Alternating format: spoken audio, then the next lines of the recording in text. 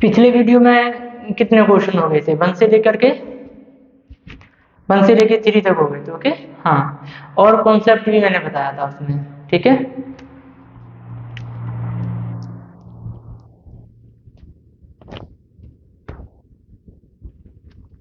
हाँ, आप पहला वीडियो देखें। ये चैप्टर एक्सरसाइज जो है 4, एक्सरसाइज 4A है और चैप्टर नंबर भी 4 है, द्विघात समीकरण। आप पहला वीडियो जरूर देखें तो आपको ये इसमें क्वेश्चन अच्छे समझ आएंगे, हालांकि ये भी समझ आएगा। ठीक है, बस ये आपको चेक करना है कि कौन सा क्वेश्चन में द्विघात समीकरण है या नहीं है, जांच करनी है आपको। ओके, लिखा है जांच कीजिए कि क्या निम्न द्विघात समीकरण है या नहीं है। ठीक है, तो आप इसको भी चेक करेंगे, द्विघात समीकरण नहीं है। और मैंने द्विघात समीकरण की डेफिनेशन एक अलग से वीडियो बनाया है, उसमें सारी प्रॉपर्टियां बताई हैं मैंने द्विघात समीकरण के बारे में। ठीक है, कि कैसे आप जांच कर सकते हैं कि और उसकी डेफिनेशन क्या है। तो आज क्वेश्चन नंबर आप 4 करेंगे। ओके, चलो स्टार्ट करते हैं इसको।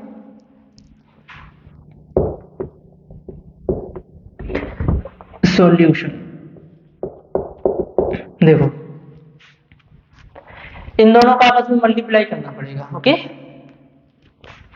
तो x और 2x का मल्टीप्लाई करेंगे तो आपका हो जाएगा 2x स्क्वायर। ओके, x और 2x का, और इस x का मल्टीप्लाई 1 में करेंगे तो हो जाएगा x। 3 का मल्टीप्लाई, ओके, 3 का मल्टीप्लाई 2x में करेंगे तो ठीक, तो हो जाएगा 3 दूनी 6, और किसके? माइनस के, ये प्लस के, तो यहाँ क्या लगेगा? माइनस लगेगा। और यहाँ कितना हो जाएगा? 6x। ओके, इसका ऐसे मल्टीप्लाई करेंगे तो माइनस का 3 हो जाएगा। ठीक है, 3 का मल्टीप्लाई 1 में किया। इसी प्रकार इसमें करो, x into x, x square, इसका मल्टीप्लाई इसमें होगा और इसका मल्टीप्लाई इसमें होगा, तो आपका हो जाएगा 5x। ओके, देखो ये हो जाएगा x square plus x minus का 6x माइनस का 3। ओके, ये एक्स स्क्वायर राइट में है, लेफ्ट में जाएंगे तो माइनस के हो जाएंगे, साइन चेंज होगा। ये प्लस के उधर जाएंगे तो माइनस के होंगे। ओके, और इधर तो कुछ बचा नहीं तो आप इक्वल लगा के क्या करेंगे? 0। ठीक, यानी कि RHS का जो भी टर्म थे वो मैंने LHS में भेज दिए। ठीक, और साइन चेंज हो जाती है। फिर देखो 2x स्क्वायर में से एक एक्स स्क्वायर घट जाएगा तो प्लस का बचेगा एक्स स्क्वायर। ठीक, समझ आया? 2x स्क्वायर में से एक एक्स स्क्वायर घट जाएगा तो क्या बचेगा? प्लस का एक्स स्क्वायर, क्योंकि प्लस का साइन बड़ा है। ठीक, यहाँ देखो प्लस की संख्या बड़ी है। उसके बाद आप x वाले देखो 6 और 5 11, ये माइनस के हैं दोनों, और 11 में से एक जाएगा तो कितना बचेगा? माइनस का 10x। और यहाँ पे हो जाएगा आपका कांस्टेंट खाली 3 बचा, अचर पद, और इक्वल टू 0। ठीक, देखो यानी जो वेरिएबल है आपका, इसमें अधिकतम घात कितनी है? 2 है, कम जाना तो नहीं है। ठीक है, तो आप क्या कह सकते हो? ये द्विघात समीकरण है। तो आप लिखेंगे क्या? ओके, लिखेंगे चर यानी x की अधिकतम घात 2 है। ओके, अतः यह द्विघात समीकरण है। ठीक, आप यस नो में भी आंसर दे सकते हो, ये भाषा ना लिखो तो आप लिख सकते हो यस नो। ठीक है, इसको देखो क्वेश्चन, ये बहुत आसान है। a माइनस बी का होल स्क्वायर इसमें लगेगा। क्वेश्चन नंबर चेक कर ले रहे, गलत तो नहीं राइट किया? सही है। ओके, तो इसको जैसे ही रखो, एक्स स्क्वायर प्लस का 3x प्लस का 1, ये देखो x माइनस 2 का होल स्क्वायर। ओके, तो आपको पता है a माइनस बी का होल स्क्वायर क्या होता है? a square plus B square minus 2ab। Okay, उसी तरीके से हम लिख लेंगे। ठीक है, यहाँ देखो a की वैल्यू कितनी है? x, तो x स्क्वायर हो जाएगा, b की वैल्यू 2 तो प्लस का 2 का स्क्वायर हो जाएगा, माइनस 2 इंटू ए, और a का मान कितना है? x। ओके, इंटू b, और b का मान कितना है? 2। आप चलो कैलकुलेशन कर लो। ठीक है, एक्स स्क्वायर 2 का स्क्वायर खोलेंगे तो 4 हो जाएगा। ठीक है, और यहाँ देखो 2 का मल्टीप्लाई हो जाएगा 4। ओके, माइनस और यहाँ हो जाएगा x भी है तो 4x हो जाएगा। ठीक, ये एक्स स्क्वायर उधर जाएंगे तो किसके हो जाएंगे, माइनस के, तो ये और ये कट जाएंगे। ठीक, ये आपका बचा 3x और प्लस का 1, ये बचेगा आपका माइनस माइनस प्लस 4x, और ये इधर जाएगा तो माइनस के 4 इक्वल टू 0। ठीक, ये माइनस के 4 है, उधर जाए प्लस के 4, उधर जाएंगे माइनस के, और ये माइनस के तो प्लस को जाएंगे। आप यहाँ भी लिख सकते हो। ठीक है, देखो वेरिएबल की पावर जो है वो कितनी है, ठीक 1 है, 2 तो नहीं है, और द्विघात समीकरण के लिए कितना चाहिए, 2 घात होनी चाहिए, तो आप लिख सकते हैं नहीं। ओके, यह द्विघात समीकरण नहीं है, डायरेक्ट भी लिख सकते हैं, और ठीक है लिख सकते हैं अतः, और नहीं तो सॉल्यूशन करके। ठीक है, यहाँ देखो ये हो जाएगा 7x, और यहाँ आपका बचेगा माइनस का 3 इक्वल टू 0। ठीक, तो यहाँ पर लिख देंगे। ठीक, चर यानी x की अधिकतम घात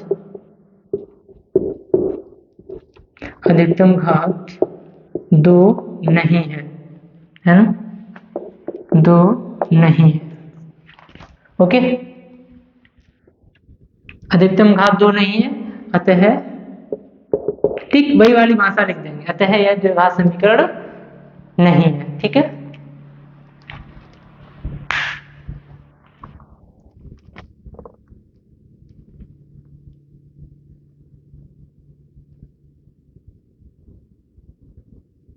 राइट कर लीजिए। ओके,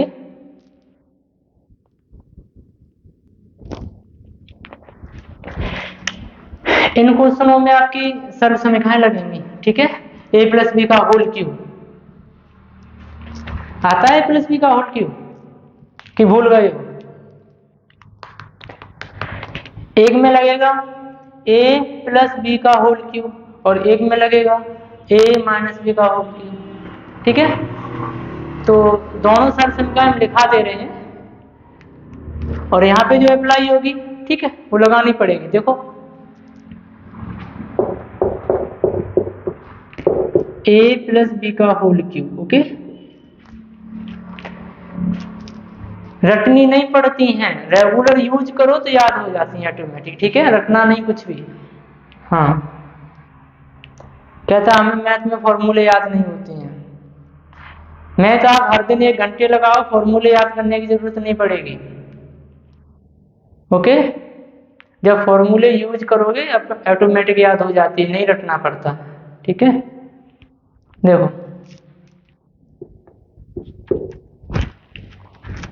ए क्यू प्लस, ठीक है, a cube plus b cube, a cube plus b cube plus 3ab into a plus B.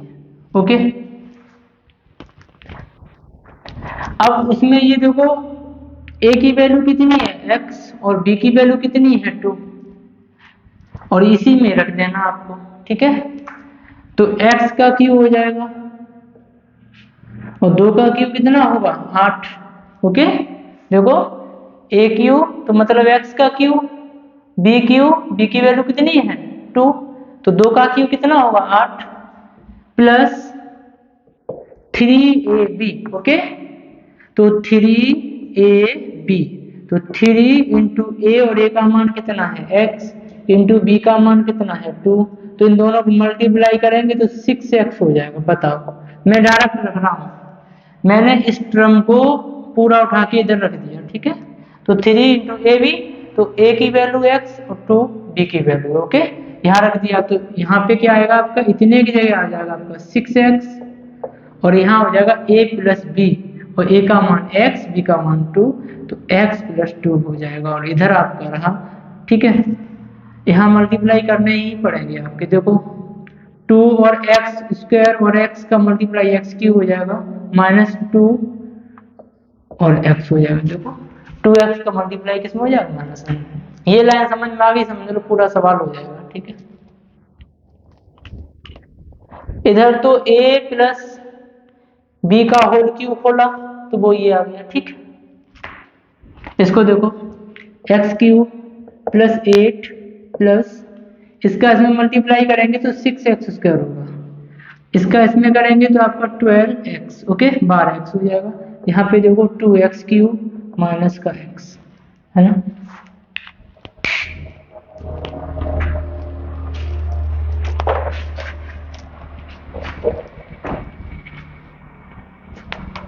समझ आया इतना, ठीक। अगर आप चाहो तो यहाँ पर भी बता सकते हो कि यह द्विघात समीकरण है कि नहीं है, और आगे पूरा फाइनल तक लास्ट तक सॉल्यूशन करो तो आपका अलजेब्रा अच्छा हो जाएगा, ठीक है। क्यों? क्योंकि 2x³ है, और 2x³ अगर उधर जाएगा, है ना, तो आपका क्या बचेगा, देखो एक x³ तो बचेगा ही बचेगा, और x³ फिर किसी से ना सॉल्यूशन होगा, क्यों? क्योंकि उसका कोई टर्म नहीं है, ओके। यानी x देख लो इसको यहाँ तक, ठीक। x³ ये उधर जाएंगे ना तो माइनस के 2x³ हो जाएगा, ओके। और यहाँ पे देख लो, यहाँ प्लस के 6x² है, और ये प्लस के 12x, ये इधर जाएंगे तो प्लस के 2x, ओके। और क्या बचा? 8 बचा ओनली, ओके। तो 8 आपने लिख दिया, ये इक्वल टू 0, ठीक। देखो अगर 2x³ में से एक x³ कम होगा, है ना, तो क्या होगा? माइनस का x³ बचेगा कि नहीं बचेगा, और बाकी का तो सेम रहेगा। देखो ये 6x², ठीक, 12x और 2x हो जाएगा 14x और 8, ओके। इसके आगे सॉल्यूशन होने ही वाला नहीं है, और x की अधिकतम घात कितनी है? 3 है, यानी चर की अधिकतम घात कितनी है? 3 है, और 3 है तो ये द्विघात समीकरण नहीं होगा, ओके। तो आप लिख सकते हैं यहाँ पे चर यानी x की अधिकतम घात 2 नहीं है, ठीक है, 2 नहीं है, अतः यह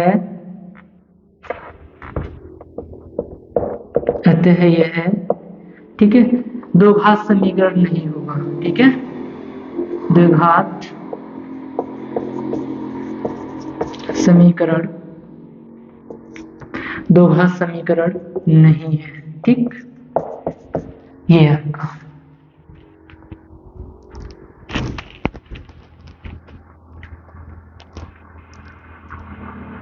ओके। 7 वाला इसी तरीके से कर सकते हैं, ओके।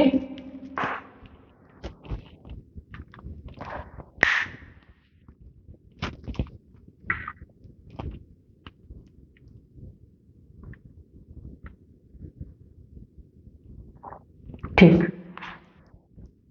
7 वाला क्वेश्चन देखेंगे, ठीक है। सिमिलर इसी तरीके से बिल्कुल एक जैसा ही है, ठीक है, पर चेक करते हैं कि ये द्विघात समीकरण है कि नहीं है।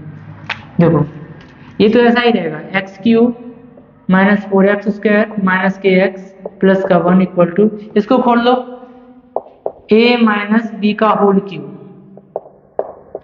क्या हुआ? a³ होगा माइनस b³ माइनस 3ab और इंटू a माइनस b, इसी में ही रख देंगे वैल्यू, तो a³ x³ हो जाएगा, ठीक है। और आपका देखो b³ मतलब, ओके, b³ और b की वैल्यू कितनी है? -2 है ना, तो इसका कितना होगा? ठीक, अगर आप इसमें रखेंगे तो माइनस का 8 हो जाएगा। ये देखो b की वैल्यू है 2, इसमें रखेंगे माइनस का, ठीक, माइनस के चिन्ह सहित रखते हैं। यहाँ पे देखो माइनस का 3a और a का मान कितना x और b का मान कितना -2, ओके। तो ये माइनस माइनस प्लस हो जाएंगे और कितना हो जाएगा? 6x हो जाएगा, डायरेक्ट लिख लो, ठीक है, 6x। और कितना है फिर? a माइनस b, तो x -2 हो जाएगा, ठीक। यहाँ देखो, चलो x³ माइनस के 4x² माइनस के x प्लस के 1, ये x³ माइनस के 8, इसका मल्टीप्लाई कर लो यहाँ पे, ये पूरा वैसा ही लिख दिया नीचे, ठीक है। ये रहा माइनस का 8, इसका मल्टीप्लाई कर देंगे तो आपका हो जाएगा प्लस के 6x², इसका इसमें किया, ठीक है, और इसका इसमें करेंगे तो माइनस के 12x, ओके। देखो ये x³ प्लस का और ये भी x³ प्लस का, तो ये वाला उधर ले आओ या इसको इधर ले आओ, तो ये आपस में क्या हो जाएंगे? कट जाएंगे, ठीक।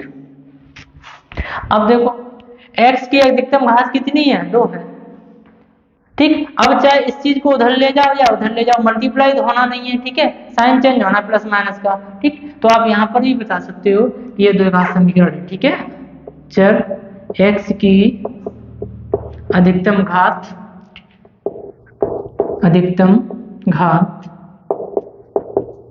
दो है।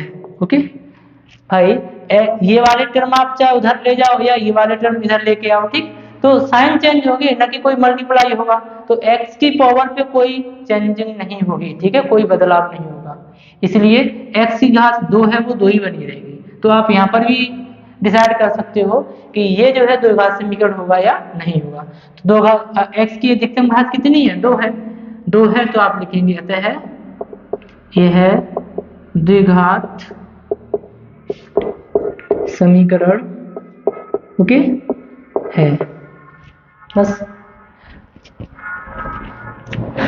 मल्टीप्लाई करना पड़ता तो फिर चेंज हो सकती है x की घात, वैसे नहीं होगी चेंज।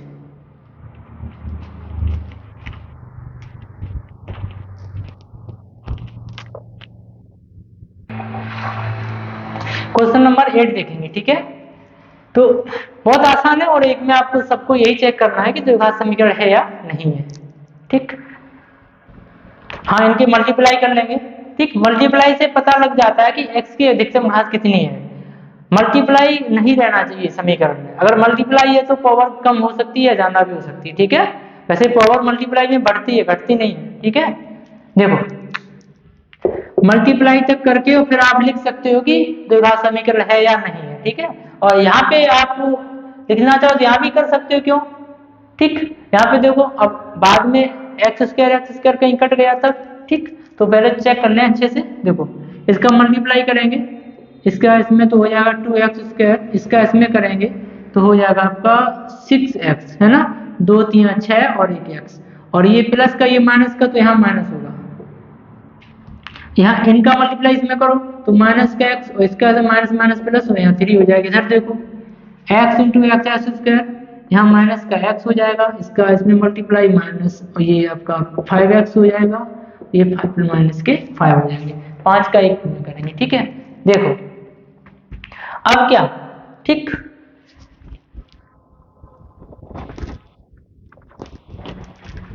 इसको उधर ले जाएंगे तो 2x², इसको माइनस का x²। ठीक, यहाँ पे आपका ये हो जाएगा प्लस के x, कहीं गड़बड़ तो नहीं मल्टीप्लाई हुआ, यहाँ पे ये हो जाएगा, यहाँ पे 6 हो जाएगा, यहाँ माइनस का x और यहाँ पे माइनस माइनस प्लस 3। ओके, देखो इस x² को इधर ले गया माइनस, ये x या ऐसे ही लिख लो प्लस माइनस के 6x। ओके, और ये माइनस के x और ये प्लस के 3, इसको इधर ले जाओ, इसको इधर ले जाओ तो माइनस का माइनस प्लस हो जाएगा x, ये माइनस के 5x, ये प्लस के 5 इक्वल टू 0, यानी ये सारे टर्म उधर ले गए। ठीक है, साइन चेंज हो जाती है। देखो कितना होगा यहाँ पे। ओके,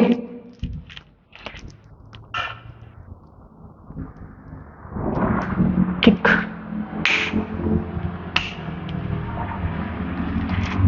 यहाँ देखो आप 2x में से एक x जाएगा, क्या बचेगा x²। ठीक है, और तो कुछ सॉल्व मत करो। ठीक है, देखो 2x में से एक x² चला गया, क्या बचा x², तो इसका मतलब x² तो है, या पूरा कर लो। देखो ये प्लस माइनस कट जाएंगे। ठीक है, और यहाँ पे देखो आपका 6 और 5 11, माइनस के 11x और 5 और 3 8 हो जाएगा, प्लस का इक्वल टू 0। ठीक है, x की अधिकतम घात 2 है, यानी चर x की अधिकतम घात 2 है, आप ये लिख देंगे। ओके, ये भाषा आपको लिखनी या नहीं लिखनी है, आप हाँ ना में जवाब दे सकते हैं। ठीक है, x यानी कि चर की अधिकतम घात कितनी है, 2 है, अतः यह है, ठीक है, द्विघात समीकरण है। ठीक, इसको देखो x² प्लस का 3x प्लस का 1, ये देखो a प्लस बी का, a माइनस बी का होल स्क्वायर। ओके, आता है a माइनस बी का होल स्क्वायर, क्या होता है a square plus B square minus 2ab। ठीक, यहाँ खोल लो इसको, तो हो जाएगा एक्स स्क्वायर और प्लस का 2 का स्क्वायर 4 होगा और माइनस का 2 इंटू ए। ओके, देखो यहाँ रख दो 2 और ए का मान x और b का मान माइनस का 2। ठीक है, तो माइनस माइनस क्या हो जाएगा प्लस, तो यहाँ हो जाएगा आपका 4x। ठीक, देखो इस चीज को समझ लो, ए स्क्वायर प्लस बी स्क्वायर। ठीक है, अब यहाँ रखो 2 इंटू ए का मान x इंटू बी का मान कितना माइनस 2, तो ये माइनस माइनस प्लस कर देंगे तो यहाँ प्लस के 4x हो जाएगा और 2 2 जा 4। ओके, इसलिए लिख दिया। ये देखो ये कट गई। ओके, हाई ये एक्स स्क्वायर प्लस का उधर जाएगा माइनस का हो जाएगा और ये ऑलरेडी प्लस के तो कट जाएंगे। तो यहाँ देखो x की पावर 2 तो है ही नहीं। ठीक है, तो आप लिखेंगे, ठीक है, यह है द्विघात समीकरण नहीं है, डायरेक्ट भी लिख सकते हैं। ठीक है, यह है द्विघात समीकरण नहीं है। ओके, जब x की पावर 2 नहीं है तो द्विघात समीकरण नहीं होगा। ओके,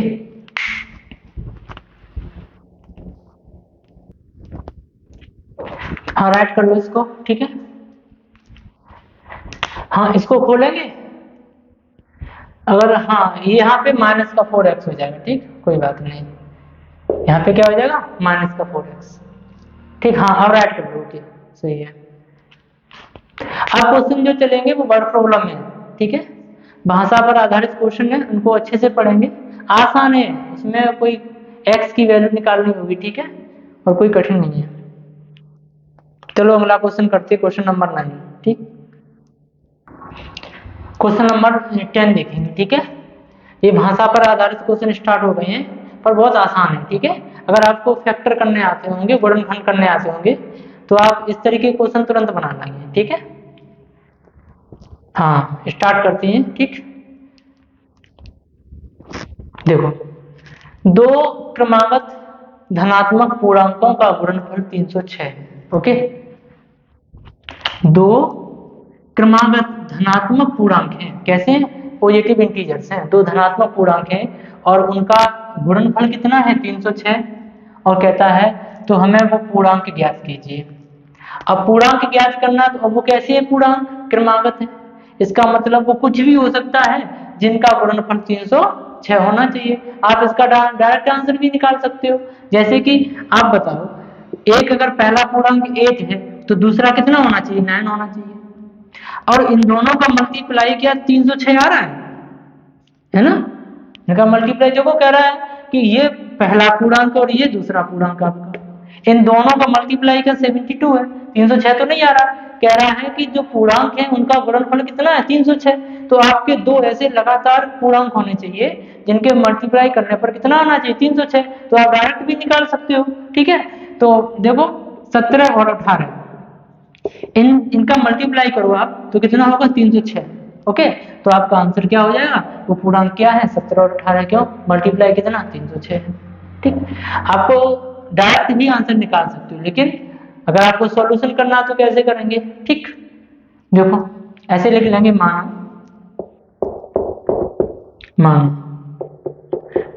माना आपका जो पहला पूर्णांक है वो क्या है x और दूसरा पूर्णांक होगा तो क्रमागत है तो एक से डिफरेंस कितने होगा 1 का होगा। ठीक, तो अगला क्या होगा x + 1 होगा, ये दोनों पूर्णांक हो गए आपके।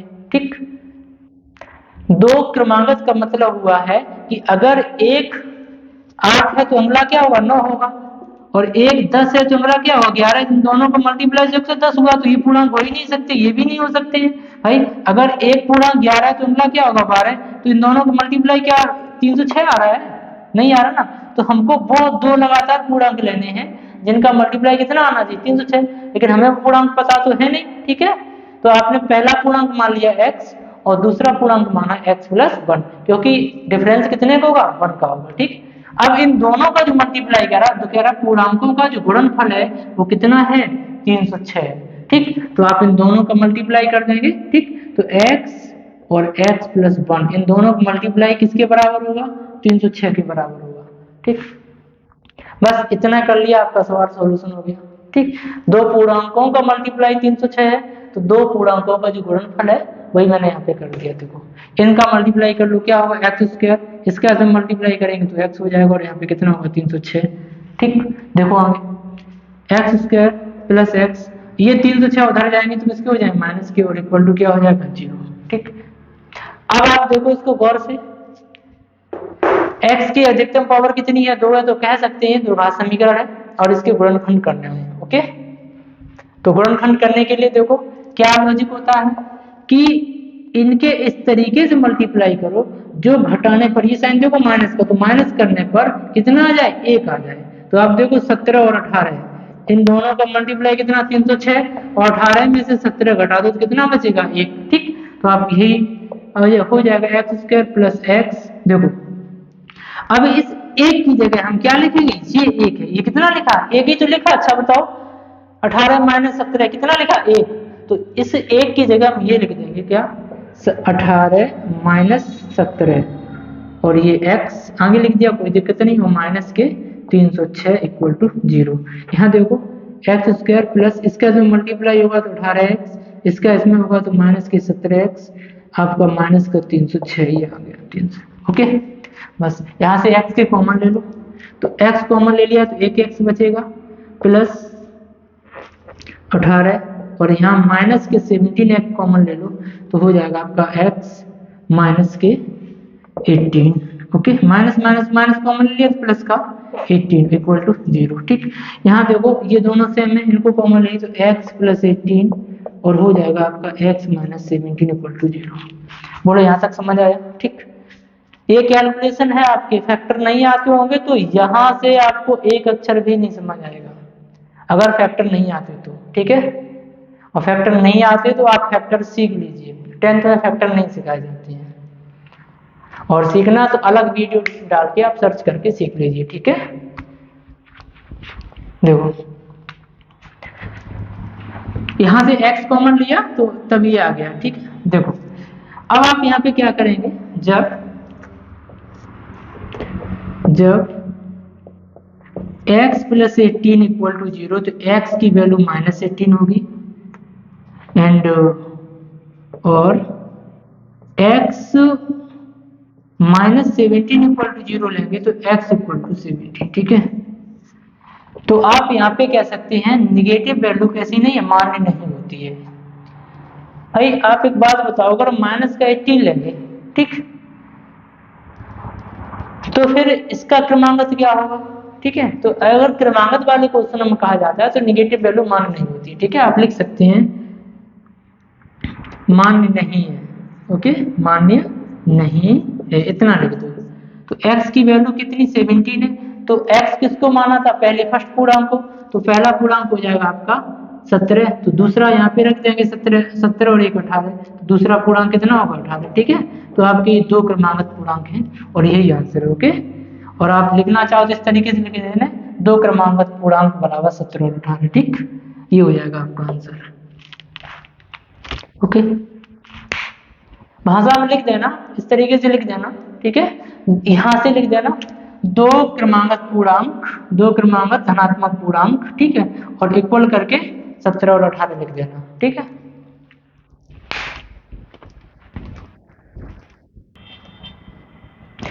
क्वेश्चन नंबर 11 देखते हैं, और ये बहुत अच्छा क्वेश्चन है, थोड़ा लेंथी है, हार्ड नहीं है जानना। ठीक है, लेंथ है, थोड़ा कैलकुलेटर टाइप का भी है, और इसके लिए कुछ चीजें हम आपको सिखा रहे हैं, आराम से देखेंगे इसको। ठीक है, थोड़ा इसमें कॉन्सेप्ट बताएंगे हम पहले।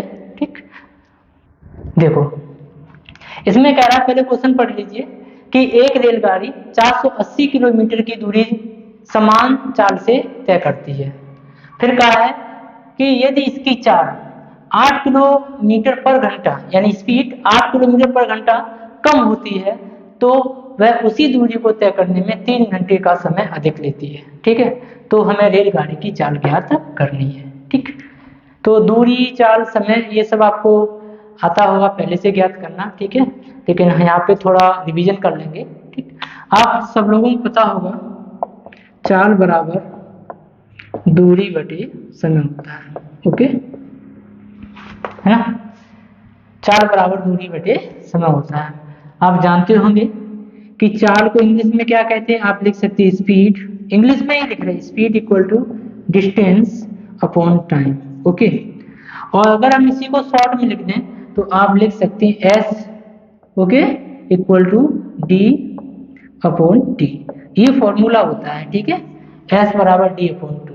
हालांकि इसे कहते हैं चाल, स्पीड, डिस्टेंस यानी दूरी, और समय यानी टाइम टी, ओके।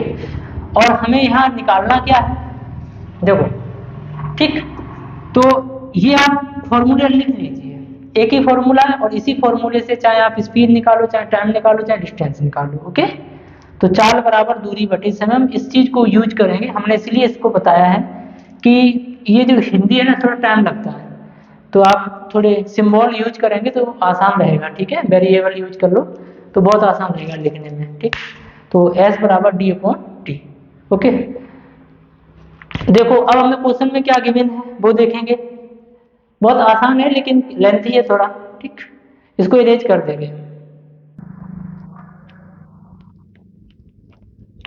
देखो बेटा,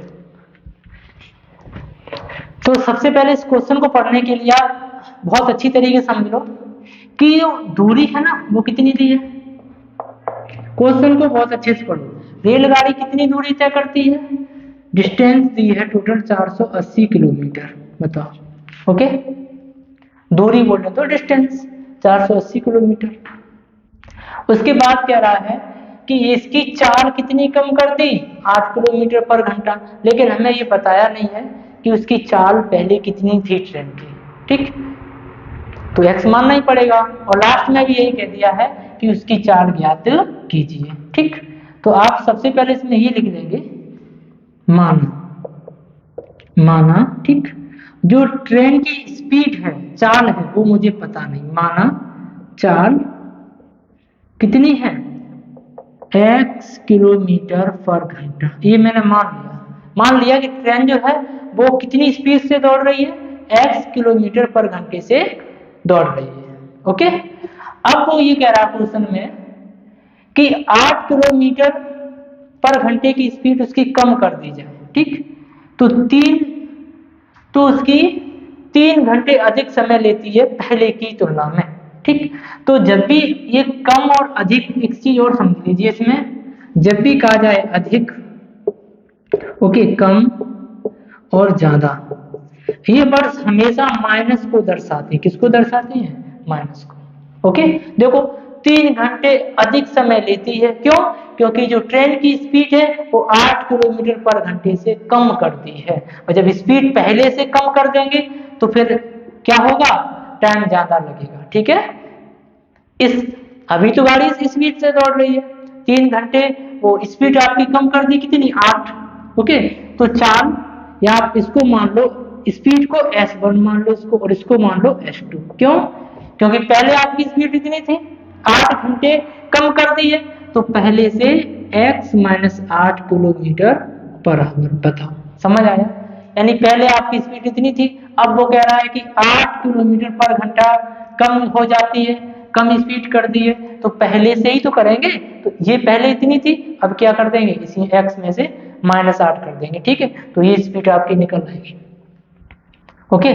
और मैंने अभी एक फॉर्मूला आपको बताया था इसमें कि चाल बराबर दूरी बटे समय, ओके, क्या, चाल बराबर दूरी बटे समय। देखो अभी बताया था speed equal to distance upon time, okay. अब यहाँ पे देखो 3 घंटे अधिक समय लेती है, ओके, तो अंतर किसका होगा, टाइम का। यहाँ पे देखो टाइम निकालना आपको, तो क्या होगा, d upon S, okay, time के लिए t इक्वल टू क्या होगा, d अपॉन एस, ओके। जब आपकी ट्रेन इस स्पीड से दौड़ रही है तो कितना टाइम लगेगा, और इस स्पीड से ट्रेन दौड़ रही है तो कितना टाइम लगेगा, फिर दोनों का टाइम का जो अंतर है ना वो कितना है, 3 घंटे। कह रहे पहले की तुलना में और दूसरी, दोनों की कंपेयरिंग की है, तुलना की है, तो टाइम का जो अंतर है वो कितने का है, 3 घंटे का। मैंने कहा था माइनस लगेगा, अधिक, ठीक है, 3 घंटे अधिक लगते हैं, कब, जब 8 घंटे गाड़ी को स्लो कर दिया है, ठीक है। चलो तो अब देखो कैसे निकालो, T1 निकाल लो, आप निकाल लो T1, ओके। T1 निकालेंगे तो आप देखो फॉर्मूला क्या होगा, डिस्टेंस अपॉन टाइम। ये फॉर्मूला मैंने लिखा है, यहाँ नहीं लिखेंगे, ठीक। तो डिस्टेंस आपकी कितनी है, 480, ओके। और स्पीड कितनी है आपकी, x, ओके, ये हो गया। इसी तरीके से आप t2 निकाल लो। डिस्टेंस कितनी है, 480, और स्पीड कितनी है, ये x माइनस 8, ओके, इतने घंटे। और दोनों का अंतर क्या होगा, ठीक है, दोनों का अंतर। अब पहले तो ये बताओ टाइम किनका ज्यादा है और किनका कम है, ठीक। तो ये टाइम ज्यादा लेगी, है ना, इसकी स्पीड कम हो गई ना 8 घंटे, तो ये टाइम ज्यादा लेगी, ज्यादा में से कम घटाएंगे तो 480, है ना। तो आप ऐसे घटा लो ना, ये टाइम बड़ा है, आप लिख सकते हैं ना t2 ग्रेटर देन t1, ये टाइम बड़ा होगा, ठीक। तो आप क्या लिखेंगे, t2 minus t1, okay, equal to 3। Time का जो डिफरेंस है वही तो है ये 3 घंटे अधिक, ठीक है। तो यहाँ पे रख लो t2 कितना है, 480 बटे x माइनस 8, और यहाँ माइनस, और t1 कितना है, 480 बटे x, ये इक्वल टू कितना हो जाएगा, 3 हो जाएगा, ठीक है। समझ आया। एलसीएम ले लो इनका, और जब एलसीएम लेंगे यहाँ पे आ जाओ, यहाँ लिख लो नीचे एलसीएम ले लो, तो क्या होगा, x माइनस 8 और x, ठीक, इक्वल टू 3। देखो x माइनस 8 से x माइनस 8 कट जाएगा ना, तो x का मल्टीप्लाई इसमें होगा, तो 480 माइनस प्लस वो x, ठीक, मल्टीप्लाई होगा 480 x। यहाँ पे देखो x से x कट जाएगा, तो आपका हो जाएगा माइनस का 480 x, ओके। और यहाँ पे हो जाएगा इस 8 का इसका देखो x से x कट गया, अब इसका मल्टीप्लाई इसमें हो गया और इसका मल्टीप्लाई इसमें होगा, ये माइनस जो आया इसकी वजह से आया, और ये माइनस माइनस क्या हो जाएंगे, प्लस, ठीक। अच्छे से समझो थोड़ा, यहाँ मल्टीप्लाई जो है बहुत गौर से देखेंगे, ठीक है। दिख नहीं रहा है ना, चलो ऊपर कर दे रहे हैं, ओके, ये ऊपर कर दे रहे, दिख नहीं रहा है, देखो एलसीएम लिया x माइनस 8 और x, इसका डिवाइड इसमें करेंगे, ये कट जाएंगे तो क्या बचेगा, 480x, ये आना चाहिए एलसीएम लेना, माइनस, ठीक। अब इसका इसमें डिवाइड करेंगे तो ये तो दोनों कट जाएंगे, इसका मल्टीप्लाई इसमें होगा, ठीक। तो 480x और माइनस माइनस प्लस, और इनका मल्टीप्लाई करेंगे, देखो 480 इंटू 8 का, ठीक है, तो हो जाएगा 0, 8 8 64 की 4 हासिल 6, 8 चौके 32 और 6 38, यानी मल्टीप्लाई कितना होगा, 38 40, ओके, और इक्वल कितना है, 3 है, ये आ गया, है ना। ये देखो 480 प्लस के और ये माइनस के तो कट जाएंगे, कुछ नहीं बचेगा, ओके। और इन दोनों का मल्टीप्लाई कर लो, यहाँ पे ही कर लो, 8x² माइनस के 24, देखो इसका इसमें मल्टीप्लाई करेंगे x² और इसका इसमें मल्टीप्लाई करेंगे तो कितना, माइनस का 24 इधर आ जाएगा, ये देखो यहाँ पे आपका बचेगा कितना, 300, ये देखो 38 40, ठीक है, ये वाला, और इसका मल्टीप्लाई इधर हो जाएगा तो हो जाएगा 3x², इसका इधर में होगा, तो आपका कितना, ये गड़बड़ हो गया क्या,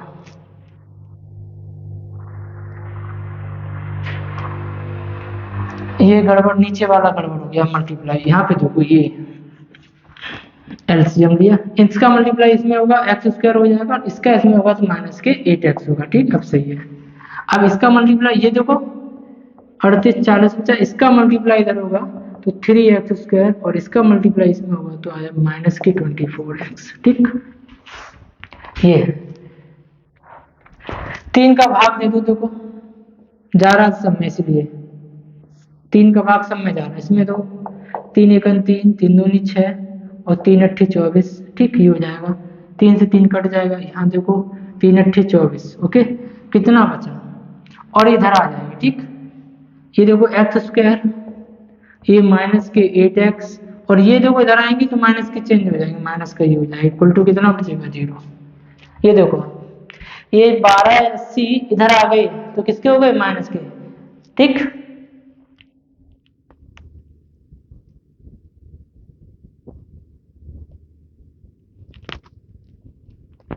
है ना। 3 कॉमन ले लिए इसलिए डिवाइड कर दिया। अब इनके फैक्टर करना होंगे। ओके, तो इस तरीके से इनके फैक्टर कर लो, यानी कि 1280 के इस तरीके से टुकड़े करो, ठीक है। जो घटाने पर कितना बचे, 8 बचे, ठीक है।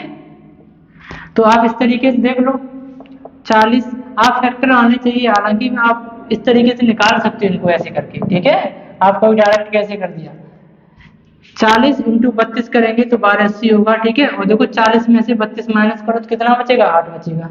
40 माइनस 32 तो कितना बचेगा, 8। तो ये 8 जो है ना, 8 तो 8 की जगह कितना लिखना, ये 40 माइनस 32 लिखने हैं, ठीक है।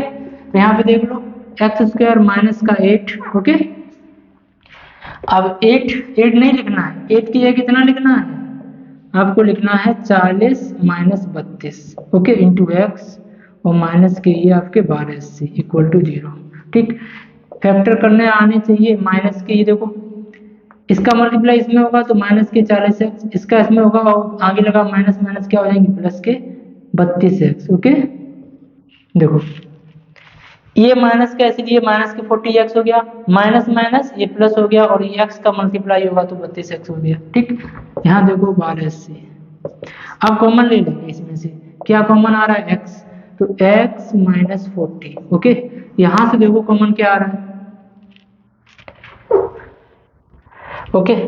तो यहाँ से अगर आप 32 कॉमन लेते हैं प्लस के तो बचेगा x माइनस के 40 इक्वल टू 0। ये देखो कॉमन है दोनों, तो x माइनस के 40 तो x प्लस के 32 इक्वल टू 0। देखो अब x माइनस 40 इक्वल टू 0, तो x की वैल्यू आपकी 40 हो गई और ये देखो इधर आएंगे तो x की वैल्यू क्या होगी, माइनस की 32 होगी। देखो ये प्लस के 32 है, ठीक है। तो ये इधर आ जाएंगे तो क्या होगा, माइनस का हो जाएगा, ठीक। तो माइनस की वैल्यू स्पीड जो है माइनस की नहीं हो सकती है, इसलिए माइनस की वैल्यू मानी नहीं है, तो आप लिखेंगे अतः रेलगाड़ी की चाल, ठीक है, बराबर 40 किलोमीटर पर आवर, ठीक है। और यही आपका आंसर होगा, ओके। कितनी होगी, रेलगाड़ी की चाल तो ज्ञात करनी थी, ओके। और उसी को स्पीड देखो कितनी मानी थी ट्रेन की पहले, ये x, तो x की वैल्यू 40 आ गई, तो इसका मतलब रेलगाड़ी की स्पीड कितनी है, 40 किलोमीटर पर आवर है, ओके।